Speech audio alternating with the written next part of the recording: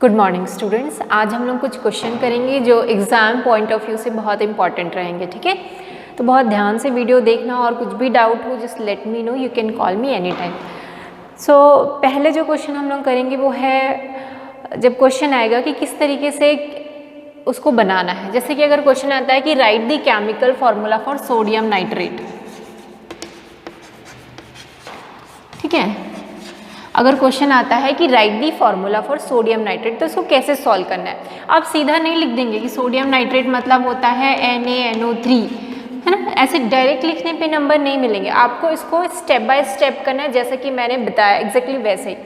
पहला स्टेप क्या होता है, सिंबल लिखना सोडियम और नाइट्रेट के। तो सोडियम का सिंबल होता है Na और नाइट्रेट का सिंबल होता है NO3। उसके बाद इनकी वैलेंसी को लिखना, तो सोडियम की वैलेंसी 1, नाइट्रेट की भी वैलेंसी 1।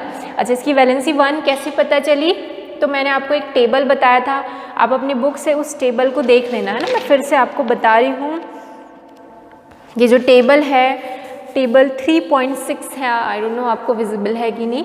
सो टेबल 3.6 में सब कुछ दिया हुआ है, यहाँ पर नाइट्रेट भी दिया हुआ है। नाइट्रेट आपको लिखा कुछ इस तरीके से लिखा होगा उस टेबल पे NO3 माइनस।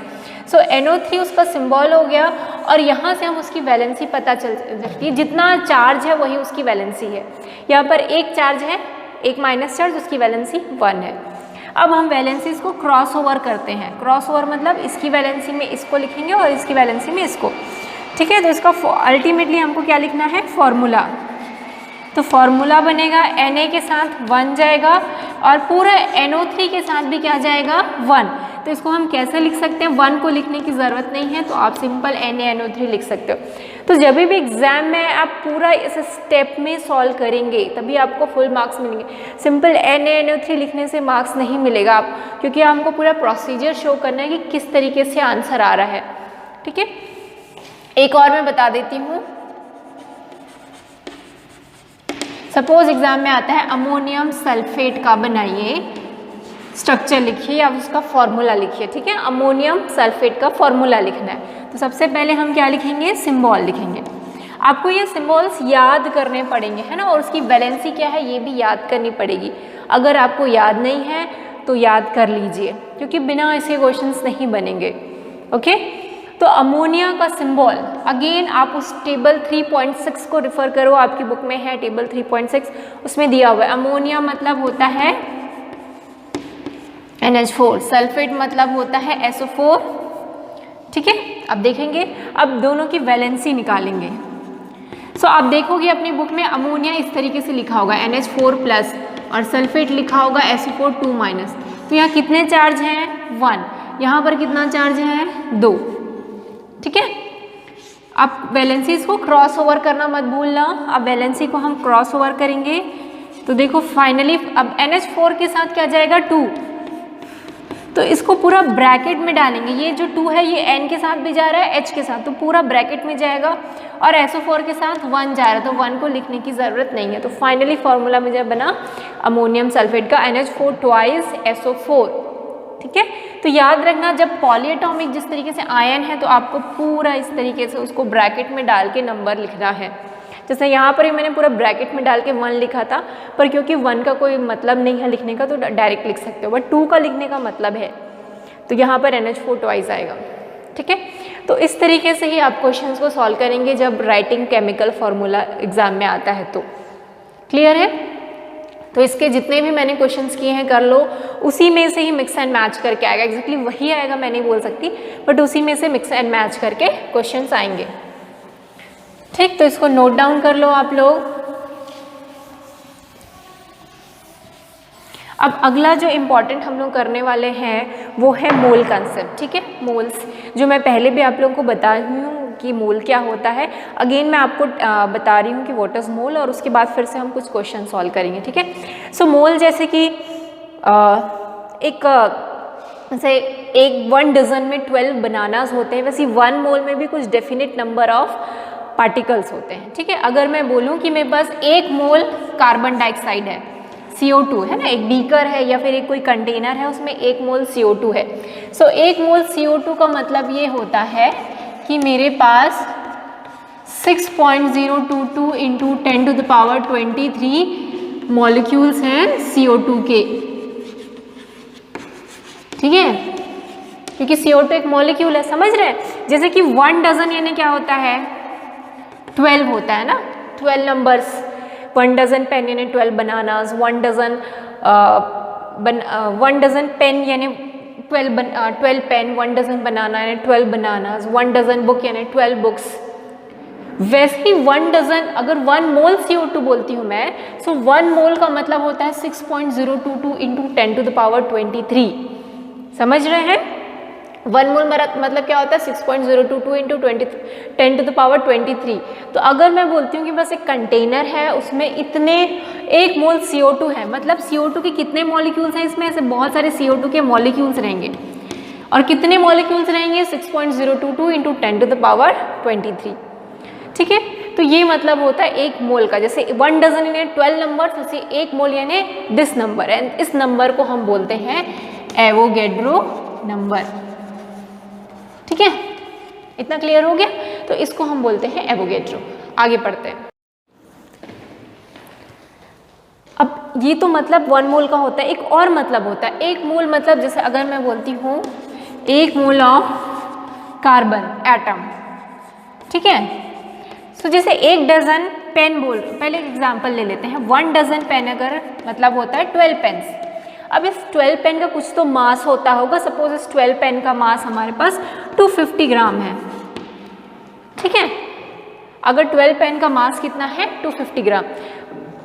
और अगर मेरे पास 1 डजन बनाना है, सो 1 डजन बनाना भी मतलब क्या होता है, 12 बनानास। पर 12 बनानास का मास भी 250 आएगा क्या? नहीं, उससे ज़्यादा आएगा। सपोज 12 बनाना का मास आ गया 2 kg।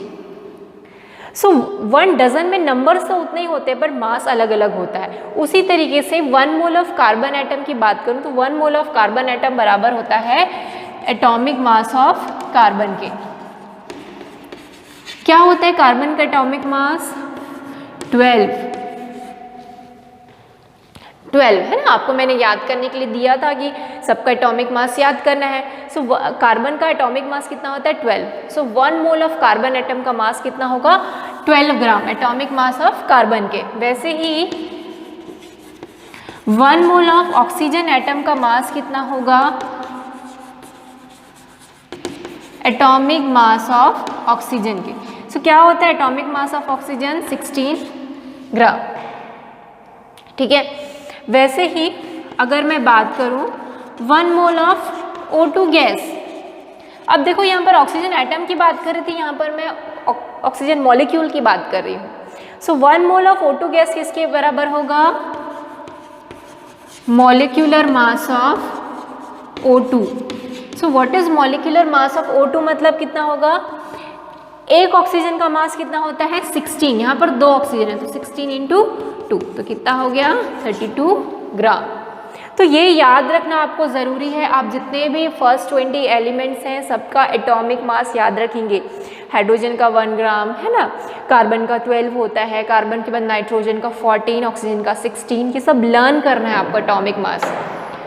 Okay, so 1 mole of carbon atom किसके इक्वल होगा? Atomic mass of carbon. 1 mole of oxygen atom होगा oxygen, atomic mass of oxygen के, and 1 mole of oxygen gas. अब ये मॉलिक्यूल आ गया है ना। मॉलिक्यूल समझते हैं? मॉलिक्यूल मतलब it is a group of 2 और मोर atoms.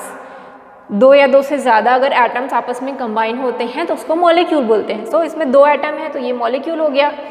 So 1 mole of O2 gas किसके बराबर होगा? मॉलिक्यूलर मास ऑफ O2 के। O2 का मॉलिक्यूलर मास कैसे निकालेंगे? एक ऑक्सीजन का मास कितना होता है? 16। यहाँ O2 मतलब 2 ऑक्सीजन है तो 16 इंटू 2 हो गया 32 ग्राम, ठीक। तो इस तरीके से हम लोग को निकालना है। सो 1 मोल ऑफ अगर एटम है तो उसके एटॉमिक मास के बराबर होगा। 1 मोल ऑफ मॉलिक्यूल है तो उसके मॉलिक्यूलर मास के बराबर होगा। सो इसको नोट डाउन कर लो, फिर मैं आगे और क्वेश्चंस कराती हूँ।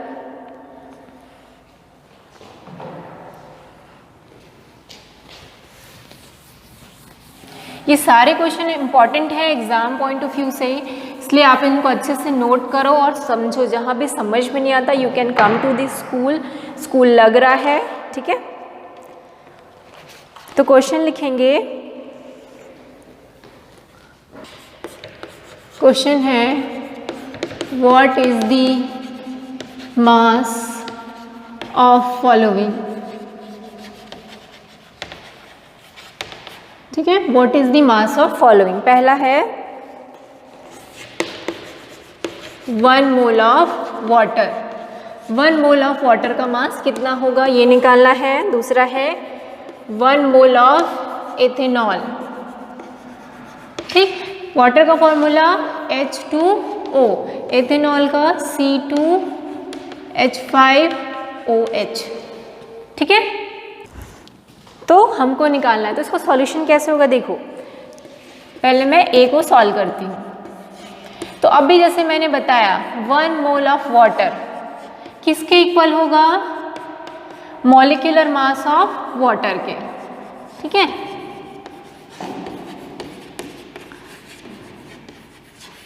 है ना, अभी आपने लिखा था कि 1 मोल ऑफ ऑक्सीजन एटम किसके बराबर होगा एटॉमिक मास ऑफ ऑक्सीजन के। 1 मोल ऑफ ऑक्सीजन मॉलिक्यूल किसके बराबर होगा, मॉलिक्यूलर मास ऑफ ऑक्सीजन के। उसी तरीके से 1 mole of water will be equal to the molecular mass of water, ठीक है। वैसे 1 mole of ethanol will be equal to the molecular mass of ethanol. तो हमको पहले क्या निकालना है, वाटर का मॉलिक्यूलर मास, ठीक। कैसे निकालते हैं, आपको मैंने ये सिखाया हुआ है मास निकालना। हाइड्रोजन का मास कितना होता है 1, इसको किससे मल्टीप्लाई करेंगे 2 से, क्योंकि हमारे पास 2 हाइड्रोजन है। प्लस ऑक्सीजन का मास कितना होता है 16, तो टोटल कितना आ गया, इसको कैलकुलेट करोगे तो 18 ग्राम, ठीक। वैसे ही 1 मोल ऑफ एथेनॉल ये किसके इक्वल होगा, मॉलिक्यूलर मास ऑफ एथेनॉल, ठीक है। वो क्या होता है एथेनॉल C2H5OH, ये फॉर्मूला आपको गिवन रहेगा, ठीक है। उसी के अकॉर्डिंग आपको निकालना है।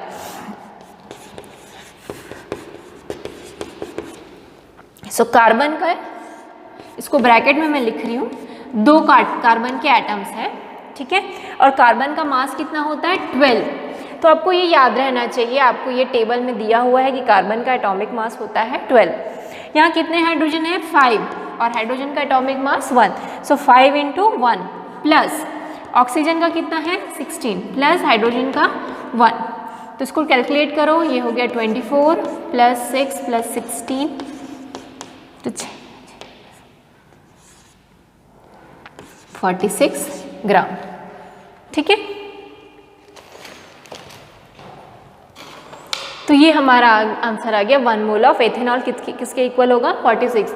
तो हमने मास निकाल लिया 1 मोल ऑफ वाटर और 1 मोल ऑफ एथेनॉल। ऐसे अगर सी क्वेश्चन आ जाए 1 मोल ऑफ ग्लूकोज, है ना, ग्लूकोज का फॉर्मूला हो, ग्लूकोज का फॉर्मूला आपको याद होना चाहिए, ये होता है C6H12O6, ठीक है। सो 1 मोल ऑफ ग्लूकोज किसके बराबर होगा, it will be equal to the molecular mass of glucose, ठीक है। सो 1, इसको मैं रब कर रही हूँ, आई होप आपने इसको नोट किया कर लिया होगा, नहीं किया होगा तो कर लो।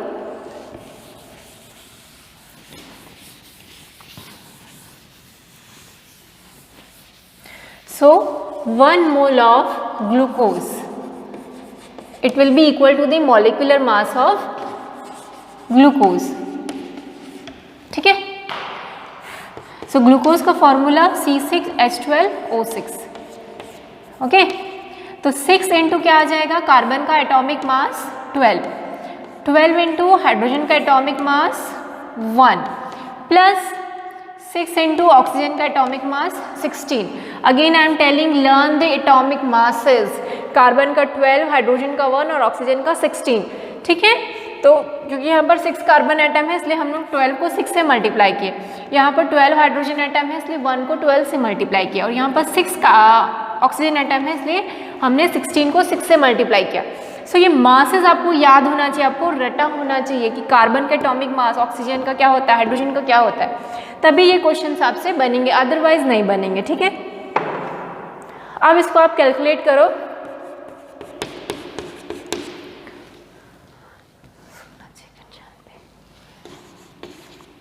ये आता है 180 ग्राम। तो ये हमारा हो गया आंसर। तो इस तरीके से 1 मोल का आपको मास निकालना है। ओके, क्लियर हुआ? तो इसको भी नोट डाउन कर लो, फिर आगे के क्वेश्चंस करते हैं हम लोग।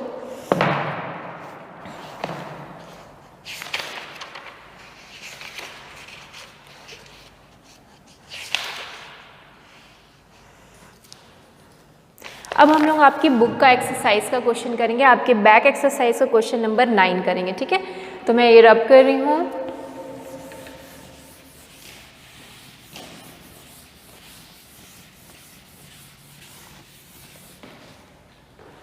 क्वेश्चन है what is the mass of, पहला है 0.2 मोल ऑफ ऑक्सीजन एटम्स। ठीक है, दूसरा है 0.5 मोल ऑफ वाटर मॉलिक्यूल्स।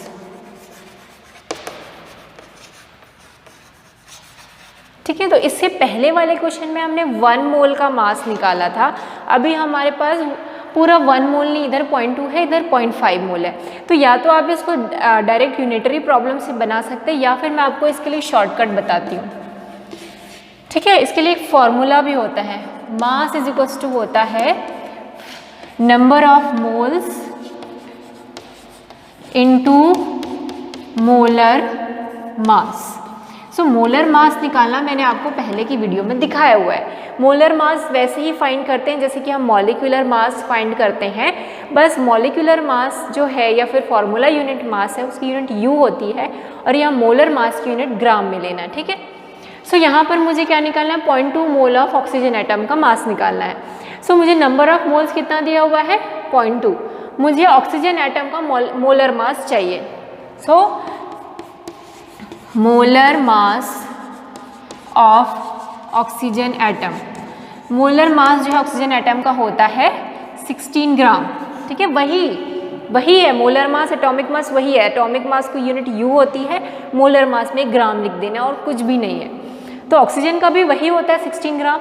तो देखो मोलर मास हो गया 16 ग्राम ऑक्सीजन का, और नंबर ऑफ मोल्स कितने हैं, 0.2। तो यहाँ से फाइंड कर सकते हैं mass is equals to number of moles हो गए 0.2, और ये हो गया 16 ग्राम मोलर मास, तो ये हो गया 3.2 ग्राम। तो ये हमारा आंसर आ गया। ठीक, वैसे ही बी पार्ट के लिए करते हैं, तो वही वाला फॉर्मूला लगाएंगे, मास इज इक्वल्स टू क्या है, number of moles into molar मास। अब यहाँ पर हम किसका मोलर मास रखेंगे, molar mass of water molecule. तो मेथड वही है मोलर मास निकालने का, भी कुछ दूसरा नहीं है। Molar mass of water, water क्या होता है, H2O। ठीक है, सो 2 × 1, क्यों 2 की है, क्योंकि 2 हाइड्रोजन के एटम है और हाइड्रोजन का मास होता है 1, प्लस ऑक्सीजन का मास होता है 16। तुम कैलकुलेट करोगे तो कितना हो गया, 18 ग्राम। तो यहाँ वैल्यू पुट कर दो इस क्वेश्चन में, इस फॉर्मूले में वैल्यू पुट कर दो। So mass equals to number of moles into molar mass. So number of moles कितना है यहाँ पर क्वेश्चन में, देखो 0.5। ठीक है, और हमने मोलर मास वाटर का कितना निकाला, 80। तो ये हो गया 9.0 ग्राम। सो 0.5 मोल्स ऑफ वाटर का मास कितना हो गया, 9 ग्राम। तो इस तरीके से आप शॉर्टकट करके सीधा फॉर्मूला यूज़ करके भी ये क्वेश्चन बना सकते हैं। बहुत इंपॉर्टेंट क्वेश्चन है, एग्जाम में कुछ भी आ सकता है ना, यहाँ ऑक्सीजन एटम है या वाटर मॉलिक्यूल है, इसकी जगह कुछ भी आ सकता है, कार्बन डाइऑक्साइड भी आ सकता है। ठीक है, तो कुछ भी आएगा तो आपको क्या निकालना है, उस हिसाब से लिखना है। जैसे कि 0.4, अगर यही क्वेश्चन, इसको लिख लो, लिख लिया क्या, ठीक है, इसको लिख लो, फिर मैं बताती हूँ। अगर इसी की जगह सी पार्ट कर लो, सी है 0.5 मोल ऑफ CO2 मॉलिक्यूल, इसका आपको मास निकालना है। तो सबसे पहले हम फॉर्मूला लिखेंगे और उसके बाद CO2 मॉलिक्यूल का मास निकालेंगे। ठीक है, तो फॉर्मूला तो यही रहेगा, मोलर मास ऑफ CO2 निकालेंगे। कैसे निकालेंगे, कार्बन का मास प्लस 2 × ऑक्सीजन का मास, 2 ऑक्सीजन है इसलिए 2 किया, ऑक्सीजन का मास होता है 16, 44 ग्राम। तो अब देखो इस फॉर्मूले में वैल्यू पुट करो, mass is equals to number of moles कितने हैं दिए हुए हैं 0.5 इंटू 44 तो 22 ग्राम। सो 0.5 मोल ऑफ CO2 का मास कितना होगा 22 ग्राम। सो इस तरीके से हमको क्या निकालना है, मास निकालना है अगर हमको नंबर ऑफ मोल्स गिवन है तो। ठीक, तो ये क्वेश्चन नंबर 9 था आपके बुक से। क्वेश्चन नंबर 7 A और B मैंने आपको करा दिया है पहले ही, अगर आप पहले के वीडियोस आपने देखे होंगे तो क्वेश्चन नंबर 7 जो आपने बुक खोल लीजिए, बुक का बैक एक्सरसाइज देखना, ठीक है। उसमें जो क्वेश्चन नंबर 7 का फर्स्ट क्वेश्चन है और सेकंड क्वेश्चन मैं ऑलरेडी आपको करा चुकी हूँ पहले की वीडियोस में। मैं आज क्वेश्चन नंबर C कराऊंगी, ठीक है, 7th का C। उसमें क्या निकालना है, what is the mass of, ये है question number 7 from your book, ठीक है, उसका C पार्ट है। हमको निकालना है मास of 10 moles of sodium sulphide.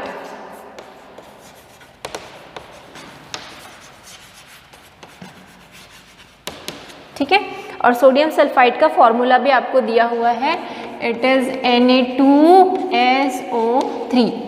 ठीक है, इसका हमको मास निकालना है 10 मोल्स का। तो हम फॉर्मूला सेम यूज करेंगे, क्या फॉर्मूला है, mass is equals to number of moles into molar mass. ठीक है, सब नंबर ऑफ मोल्स हमको गिवन है 10 मोल्स, हमको क्या निकालना है, मोलर मास। सो निकालो,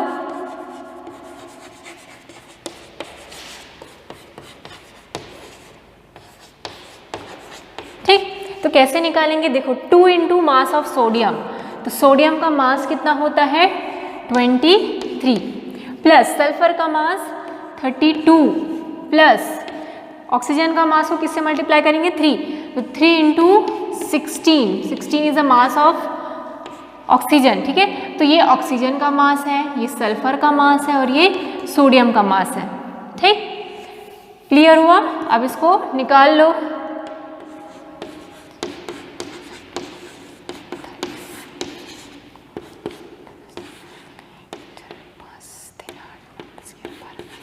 तो ये हो गया, हमको मोलर मास मिल गया। अब यहाँ से इस फॉर्मूले में वैल्यू पुट कर दो। So mass is equals to number of moles 10 into 126, तो ये हो जाएगा 1260 ग्राम। तो mass of 10 moles of sodium sulphide कितना हो गया 126। ठीक है,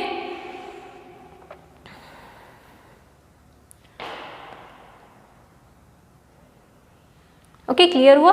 तो इस तरीके से हमको अगर नंबर ऑफ मोल्स दिए हुए हैं तो हम मास निकाल सकते हैं। ठीक है, सो क्वेश्चन नंबर 7 हमने कर लिया, 9 कर लिया।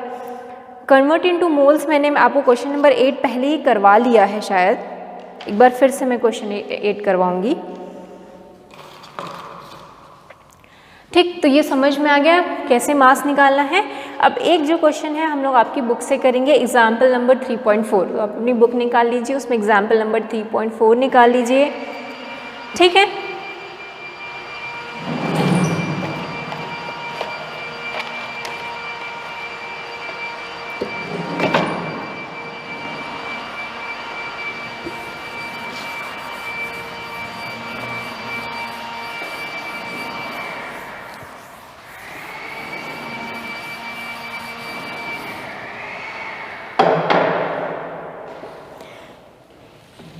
तो आप अपनी बुक में से क्वेश्चन देख लो, मैं फिर से दोबारा से यहाँ नहीं लिख रही हूँ। पहला क्वेश्चन है calculate the mass of the following, है ना, मास कैलकुलेट करना है। किसका मास कैलकुलेट करना है, 0.5 मोल ऑफ N2 गैस। ठीक है, 0.5 मोल ऑफ N2 गैस का मास पता करना है। तो फिर फॉर्मूला लगाओ आप लोग,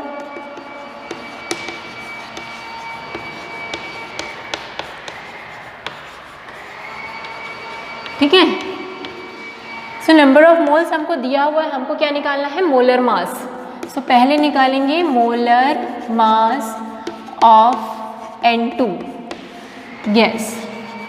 ठीक है, तो कैसे निकालेंगे इसको, 2 है, 2 नाइट्रोजन के एटम है, 2 इंटू मास ऑफ नाइट्रोजन कितना होता है, इट इज 14। तो ये हो जाएगा 28। ठीक, वैल्यू पुट करो यहाँ पर। So mass is equals to 0.5 into 28, तो ये हो गया 40 ग्राम। ठीक, वैसे बी पार्ट देखेंगे, 0.5 mole of nitrogen atom, 5.5 mole of nitrogen atom का हमको मास निकालना है। तो कैसे निकालेंगे, फॉर्मूला रखो, फिर से यही फॉर्मूला आप लोग लिख लेना, मैं नहीं लिख रही हूँ। अब क्या निकालना पड़ेगा हमको, molar mass of nitrogen atom. ठीक है, नाइट्रोजन एटम का मास कितना होगा, 14 ग्राम। एक है ना, यहाँ 2 थे इसलिए हमको 14 को 2 से मल्टीप्लाई किए, यहाँ एक ही नाइट्रोजन है तो 14 ग्राम ही रहेगा। ठीक, अब फिर वैल्यू पुट करो फॉर्मूले में, तो mass is equals to 0.5 into 14, तो ये हो गया 7 ग्राम। ठीक है, तो ये 2 क्वेश्चन बन गए। अब हमको थर्ड क्वेश्चन थोड़ा अलग है।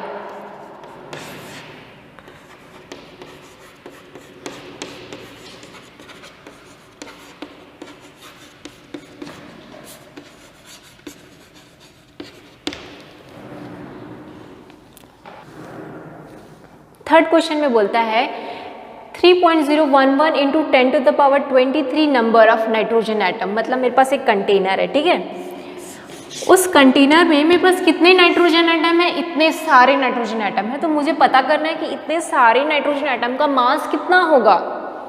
ठीक है, ये मुझे पता करना है। तो मुझे तो अभी तक ये वाले फॉर्मूला नहीं आ रहा है कि कैसे करना है। हमको तो सिर्फ नंबर ऑफ मोल्स से पता है, फॉर्मूला मास इक्वल्स टू होता है number of moles into molar मास।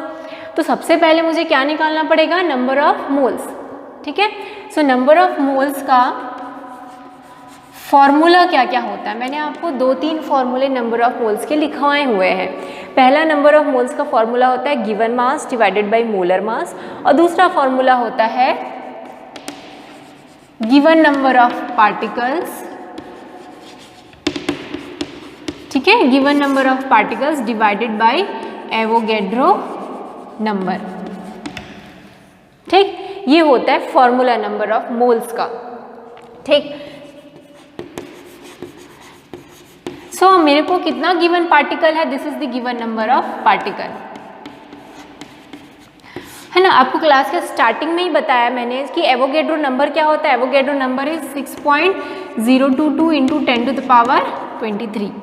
देखो अब इसको डिवाइड करो, ये और ये कैंसिल हो जाएगा, ये 3 1 जा और ये 3 2 जा, सो 1/2 आ गया, तो 0.5 आ गया। सो नंबर ऑफ मोल्स मुझे फाइनली पता चल गया। अब मैं वहाँ से मास निकाल सकती हूँ इसी फॉर्मूले से, mass is equals to number of moles into molar mass.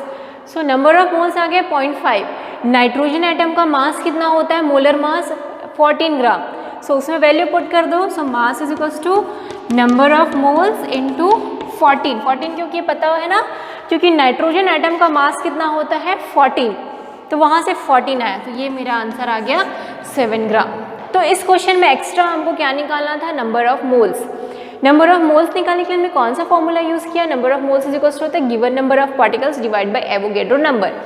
The particles given to us is this one, this is the given number of particles, and Avogadro number क्या होता है 6.022 इंटू 10 टू द पावर 23। इसको रट लो, ठीक है ना। Avogadro number इसको याद होना चाहिए, कि हो सकता है एग्जाम में आ जाए कि व्हाट इज एवोगैड्रो नंबर, क्या है Avogadro number, 6.022 into 10 to the power 23 is Avogadro number.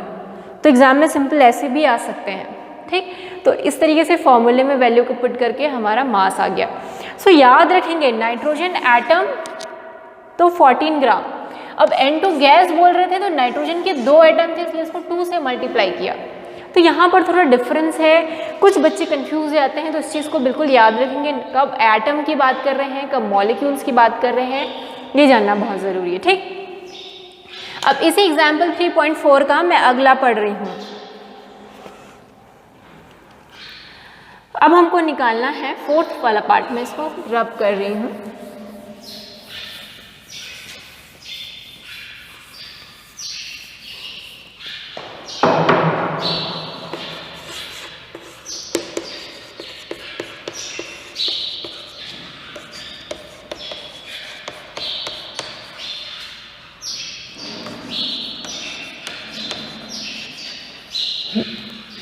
वहाँ नाइट्रोजन एटम थे, यहाँ N2 मॉलिक्यूल्स है। नंबर ऑफ पार्टिकल्स इसमें भी गिवन है, हमको मोल्स नहीं गिवन है, इसमें क्या गिवन है, नंबर ऑफ पार्टिकल्स। तो पहले हम सेम ऐसे ही नंबर ऑफ मोल्स निकालेंगे, ठीक। सो नंबर ऑफ मोल्स का पहले फॉर्मूला लिखेंगे, क्या होता है, given number of particles divided by Avogadro number, ठीक है। So what is given to us, ये गिवन है।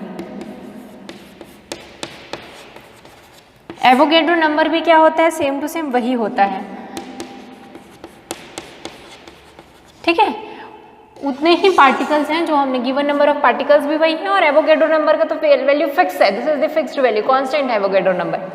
जैसे कि 1 mole is equal 1 dozen is equal to 12 constant है ना, वैसे ही 1 mole is equal to this Avogadro number constant है, ठीक। तो देखो ये और ये कैंसिल हो गया, आंसर कितना आ गया, 1, ठीक है। सो अब फॉर्मूला लगा लो, फॉर्मूला क्या होता है, मास निकालने का, number of moles into molar मास। किसका मोलर मास निकालना है हमको, यहाँ पर मोलर मास किसका निकालना है, N2 का। सो नंबर ऑफ मोल्स 1 है, into molar mass of N2 कितना हो जाएगा, 2 × 14, समझ रहे हैं ना। तो ये हो जाएगा हमारा 28 ग्राम। तो ये आंसर आ गया, ठीक। सो इस तरीके से हमने मोल्स के कुछ क्वेश्चंस कर लिए।